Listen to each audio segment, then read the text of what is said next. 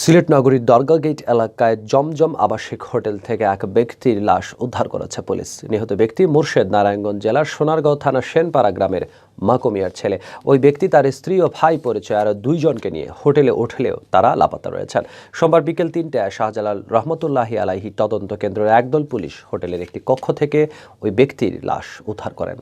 Police ও স্থানীয় সূত্রে জানা গেছে, গতকাল রোববার রাত 11টার দিকে মুর্শেদ তার স্ত্রী সাথী আক্তার ও ছোট ভাই বাবু মিয়াকে নিয়ে জমজম হোটেলের ৩য় তলায় একটি ডাবল ও একটি সিঙ্গেল রুম ভাড়া নেন। তারা শাহজালাল রহমতুল্লাহি আলাইহির মাজার জিয়ারত করার উদ্দেশ্যে সিলেটে এসেছেন বলে হোটেল কর্তৃপক্ষকে জানান। আজ সোমবার সকাল 11টার দিকে এক হোটেল কর্মচারী নিয়মিত রুম সার্ভিসে ৩য় তলায় গিয়ে দেখতে পান ডাবল রুমের খাটের উপর মুর্শেদের নিথর দেহ পড়ে আছে।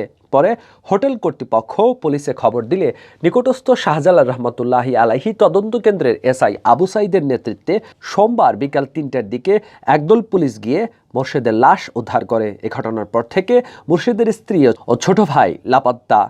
কোতোয়ালি থানার ভারপ্রাপ্ত কর্মকর্তা মোহাম্মদ আলী মাহমুদ জানান, লাশটি উদ্ধার করে ময়নাতদন্তের জন্য সিলেট এম.এ.জি. ওসমানী মেডিকেল কলেজ হাসপাতালে পাঠানো হয়েছে। জিজ্ঞাসাবাদের জন্য থানায় নিয়ে আসা হয়েছে হোটেলের ম্যানেজারকে। ঘটনার পর থেকে ওই ব্যক্তির স্ত্রী ও ছোট ভাই লাপাত্তা থাকায় বিষয়টি খতিয়ে দেখা হচ্ছে।